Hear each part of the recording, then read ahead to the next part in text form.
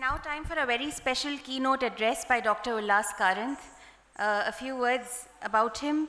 Fascinated by wildlife since childhood, Ullas Karanth founded the Center for Wildlife Studies in 1984 to actively engage with conservation and is presently its Emeritus Director. He has served as the country director and as a consultant senior scientist of the Wildlife Conservation Society, New York. He is also a fellow of the Indian Academy of Sciences. Dr. Karanth has conducted long-term research on the ecology of tigers and other large mammals and also works on wildlife conservation policy issues. He is a member of the World Conservation Union specialist groups on cats, bears, elephants, wild cattle, and small carnivores, the co-founder of the multi-institutional graduate-level academic program in wildlife biology and conservation at NCBS TIFR Bangalore, and has been closely associated with some of India's biggest conservation organizations, including the Wildlife Institute of India and the Bombay Natural History Society. In recognition of his contribution to wildlife conservation, Dr. Karanth has won several prestigious recognitions, such as the Sierra Club's International Earth Care Award, the World Wildlife Fund's J. Paul Getty Award, the Sanctuary Lifetime Achievement Award, the Bombay Natural History Society's Salim Ali National Award for Conservation, the George Schaller Award of the Wildlife Conservation Society, the Padma Shri, and the Karnataka Rajya Prashasti. In addition to his groundbreaking work in conservation, Dr. Karanth is also a prolific writer in English and Kannada. His scientific articles have appeared in several prestigious journals such as Proceedings of the National Academy of Sciences USA, Journal of Applied Ecology, Journal of Animal Ecology, Journal of Zoology, and the Journal of Tropical Ecology. His work has also been extensively featured in mainstream newspapers, magazines, and media, including Nature, Science, New Scientist, Scientific American, New York Times, Time Magazine, National Geographic, BBC, CNN, PBS, CBC, Discovery, and Animal Planet. Dr. Karanth is the author of several books, and his most recent book is Among Tigers, Fighting to Bring Back Asia's Big Cats, published by the Chicago Review Press in 2022.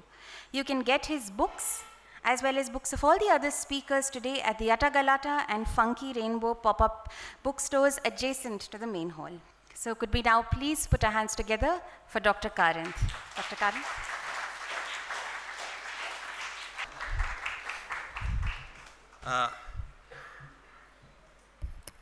Right from my childhood, I was fascinated by books. I was accused of not returning my school library books and fined for that reason.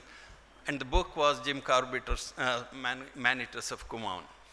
So I think the best way to absorb knowledge that is useful or action is actually to read a book. And for my generation, I was born in 1948, the books were the window to the world. For me, till the age 11, it was Kannada books. After age 11, when I learned English, English books. That remains the case today. The place that I love more than being anywhere is a bookshop. Over the years, I have been visiting bookshops in India and New York, and I love those big New York big bookstores, but I am seeing a change that saddens me. These books have shrunk the space for intelligent non-fiction books, and they are full of fiction about dystopian countries and societies, and also school bags and trophies and all sorts of gifts. They have become gift shops. So I'm so pleased to be here because I'm among books and book lovers, and I think it's a great idea to have a theme around books. And I asked Vidya how long I can speak, and she said 15 minutes, not a second more. So I'm going to stick to that. So there are two things that environmentalism is a very broad field. It deals with issues of pollution, resource exhaustion, and multiple other things. And nature conservation or biodiversity or whatever is a small fraction of it. And if you dig deeper into environmentalism, it looks at one thing: how to make the world a better place for one species, human beings. Nature conservation is different. It is not environmentalism. Environmentalism sort of says, yeah, it's good to have, useful to have nature, and also nice to have nature for our own good. Whereas nature conservation is about nature. It's about saving other things, other creatures, processes, ecological processes and various other things which we know fundamentally science tells us these are critical to our survival, but in their own intrinsic manner, I think they, at least the species, have a right to live. So I find the word, Benedict said that, the phraseology is very depressing and often not useful. I completely concur. I think the word green has come to mean all sorts of things to all sorts of people. So just calling yourself green doesn't cut it anymore. We really need to understand the issues involved in saving nature, and the inevitable contradictions are there. When you try to save these other 15 million species on Earth, our big species has to pay a price, has to retreat. And when I say our, I just don't mean human beings, I also mean the 4 lakh dogs that are running around in Bangalore. We have about 10,000 years ago, we domesticated species, and they are bearing on wild nature even more strongly than us. A small fact will explain this. 10,000 years ago, before we really learned how to modify the land, the first technology was fire. That's about 1.5 million years ago. We kind of became a species around 250,000 years ago. But it's only 10,000 years ago that we discovered agriculture and domestication of animals. That is when we got this power to modify the world to suit our needs. At that point in time, in the agricultural, before the agriculture, human biomass, we are mammals, right? Human biomass on Earth was 1% of biomass of all mammals.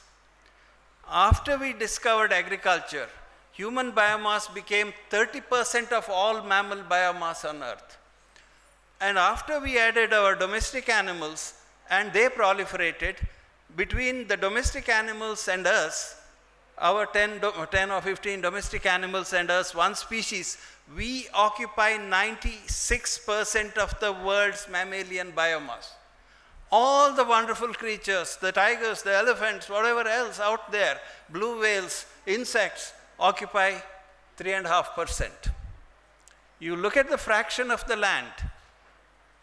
India is a dismal case in many ways. Wild nature, areas earmarked for natural protection, occupy 4.5% of India's land. Out of our 3.2 million square kilometers, a mere 4.5 is legally declared as protected areas, sanctuaries and national park. Even if you look at the government-owned forests, which also have some protection, not as much as a protected area, we are still talking about de facto about 10%, legally about 17%. So when people argue with me saying that for welfare of human society, for this or this reason, we should even give up this 4.5%, I say no. There can't be a compromise at this stage if you are serious about conserving nature. If you are saying we can still utilize this 4.5% primarily for human welfare, it's a value judgment. I'm not saying you don't have a right to say that, but I do not agree with that value that a single species' right overrides the rights of all these wild creatures which have evolved over millions of years. So it's a difference of values, but I stick to my values. I will not compromise on this, and I think if you are serious about saving nature, any scheme to use and fix and more use of this remaining 10% is a no-no, because the lesson of history is very clear. Biophysical part of the earth has been overexploited. When Donella and Lester Meadows proposed the idea that we are running out of resources in 1974, they were hotly contested by other environmentalists like Barry Commoner, who said, human populations will plateau, they reduce. And some of these predictions have come true. Human populations have increased, it will reach 10 billion, and then it will start to plateau around 2056, and then hopefully start coming down. But the point is, if you look at how we have used the natural biophysical capital, that is the soil, the huge petroleum reserves. Petroleum is not, hydrocarbons are nothing but dead plants. We hate petrocarbons, you love living trees. It is a tree in another form that has sustained society. Our agriculture, our economy, everything is linked to energy. Energy is the single most important dependency we have, and we have steadily drawn down on that capital. We have not used it wisely. Even now we are not using it widely. So, to me the argument that to save nature is a given. To do that, we have to think of smart ways. Simply, there's a whole section of environmentalists who go back, wind the clock back of, and say, we just wind the clock back. We go back to how our ancestors lived 200 years ago. They had a wonderful harmony with nature. They didn't. Nobody had. Human beings evolved and moved out of Africa about 50, 60,000 years ago. Within 30,000 years, they had occupied, 50,000 years, they had reached Australia. By around 15, 20,000 years ago, they had reached the southern tip of America. And they have, through this course of history, wiped out massive amounts of fauna in their way. I'm not blaming them. I'm not saying they're guilty, but that is our way. To get our protein, get our land, we depended on other species. So, that reaching out and drawing down on the natural capital, whether it is soil, whether it's animal biomass, whether it is petroleum reserves, continues, and it is how we now manage the new mix is really the question. And as I was deeply interested in nature, I grew up as a nature conservationist, but I didn't think more widely. But luckily for me, there were unluckily at that time it felt like, but luckily for me now in hindsight, I got a BE degree in engineering where they teach you about energy, laws of physics, that energy can be converted to one form. And when you look down today at all the great progress the world has achieved, I'm not against progress. I do not believe you can go back into the past. The past was dismal in some sense. When I was born, life expectancy in India was 32 years. Today it's 65 years. Is that a good thing or a bad thing? Infant mortality, all these things. The progress matters, but if you look at it, it is closely linked to GDP. Bhutan can say we want gross happiness or something else, but very coarsely when you look at it, it is linked to GDP. And GDP closely linked to energy, levels of energy consumption.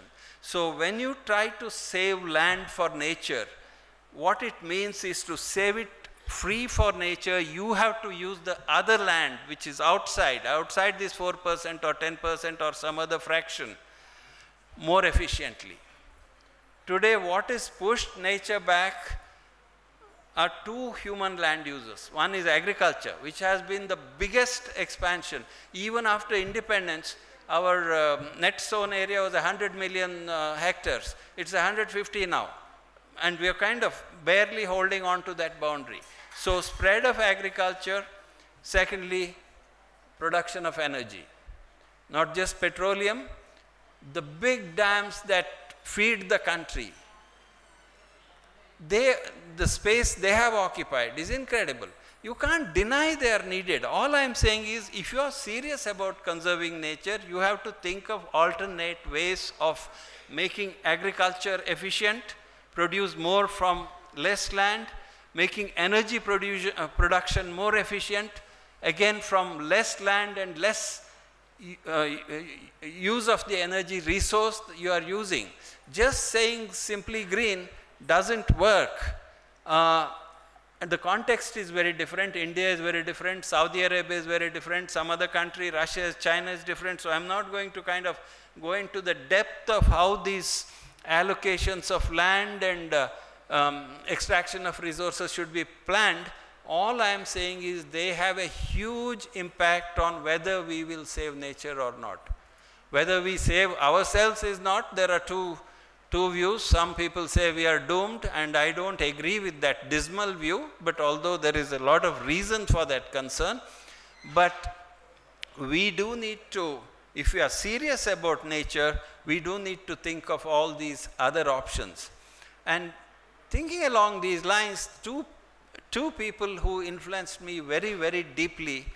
One was the writings of James Lovelock, who proposed the Gaia theory in very fuzzy, sentimental language, but over time, not all of it, but a lot of it has actually become a part of our understanding of how these big cycles work, big cycles of chemistry, big cycles of physics, big cycles of nature work.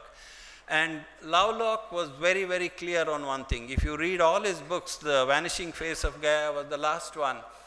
If you want clean energy that does not occupy a lot of land and uses energy efficiently, you need nuclear power. If you want agricultural land to be more productive and you cannot replicate the old green revolution of the 60s, which involved intensive tilling, pumping more petrochemical fertilizers. I'm not saying wrong. It would have, people would have starved to death, but that solution cannot be expanded. We need advanced biotechnology. We need to design plants that can meet our needs. So by rejecting technology, by saying technology is bad, let's go back to in the past, I do not believe that's the way. I'll give you an example. I once passed, I was going from Mysore to Biligiri Rangans, and I passed the village of Badanavalu, where there was a big conclave of Gandhians were meeting, and this is where Gandhi had actually launched his Satyagraha movement in Karnataka. They were all genuine people, many of them my deep friends, and they were railing against, how we have abandoned the old lifestyle advocated by Gandhiji and why it was dooming us. And every one of them had a cell phone in his hand. The cobalt and the lithium and the tungsten come from Colombia and Zaire. The manufacturing algorithms come from San Francisco. The phones are made in China. So the contradictions in some of these approaches I find quite unnerving, because they are not going to solve problems. So lastly, I'll give my own little view. I grew up in a village called Puttur, 50 kilometers from Mangalore. My father was a writer and experimentalist, so he didn't believe in schooling. So we had a happy growing up of till about age 11, not going to school at all. I was homeschooled. I watched birds. I read Salim Ali's book in 1955, the first edition with bad pictures. But I got hooked on to bird watching. So at that point in time, I got interested in nature. In the 50s and 60s, I started wandering around. And 67, I got a motorcycle, so the damage spread. I went everywhere in the Western Ghats. I climbed Kudremukh, I climbed Kotashadri, I wandered around. I went to Nagarhole in 67. All I saw was devastation. Forests were being logged by the forest department for revenue. Logging revenue was 50% of Karnataka's revenue. Today it's nothing. One software company will give that revenue. Even worse, forests could be cultivated, expanded by anybody. You got it regularized later. And all this, and hunting was so rampant, even till the 1980s. I saw tigers and leopards being shot, paraded in the streets of Puttur, hunting parties going from Mangalore. And at that point in time, I was in despair. I was in despair because I knew there will be no wildlife left. The way I sought wildlife, as explained in my book, I wanted to see the last tigers before they were gone. There was not a question of hope or anything. It was staring at me in the place. Yet, things changed. Things changed dramatically. In 70s, driven by conservation passions, a lobby for conservation at whatever level emerged. That lobby got resonance from Indira Gandhi, who was a very powerful politician who listened to them and started changing things. So there was a whole bunch of history that unrolled. I do not want to go into that because already I've got the 5-minute card. I'll be thrown out now. So So basically, I assured Vidya that I will be ending on an upbeat note. So that was what I saw. And with hindsight and looking at data, there were not more than 70 to 100,000 tigers left in Western Ghats of Karnataka between Goa and Kollegal. Not more than that, and they were going. I did not see a wild tiger till 1982 for 15 years. Yet, today if you go and see in the same landscape, there are 300, government says 650 tigers, but at least 350 are for sure there if you use accurate measurements. Governments like to inflate things. So, but where is 70, where is 350? See, in the same, and it's not just tigers, many of these nature reserves are recovered, but at the same time, expectation of life at birth has jumped up from 32 to 64 in India. Per capita income has climbed, literacy has climbed, there is more industrial development, and most fundamentally, a country that was 80% agrarian has now become 55% agrarian. US was 80% agrarian 300 years ago, it's 5% agrarian now. So this demographic shift, what you call, which economists call, it's almost inevitable as, you know, the non-agricultural sector expansion, that has some positives too. One thing I have seen is a massive reduction in the number of livestock because mechanized transportation has replaced livestock both for tillage and transportation. We have seen a mass reduction in hunting. People used to hunt for protein.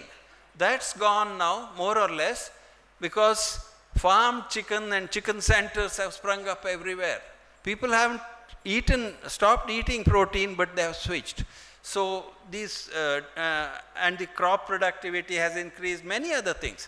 So the point is, despite these developments, nature has also come back, very imperfectly. I'm not saying this is a model, but so I'm very optimistic for that reason, that if the right chemistry can be assembled and reason and logic rather than mere love of being green or sentimentality can guide us, we can still have a world with 50,000 tigers. It's very doable. India, it's doable to have 15,000 tigers, although bureaucrats say no. So I end on a very optimistic note, and I also am absolutely delighted that all of you have opportunity to look at and read these wonderful books. Please, I do have to go somewhere else. Thank you very much for inviting me. It's been my pleasure.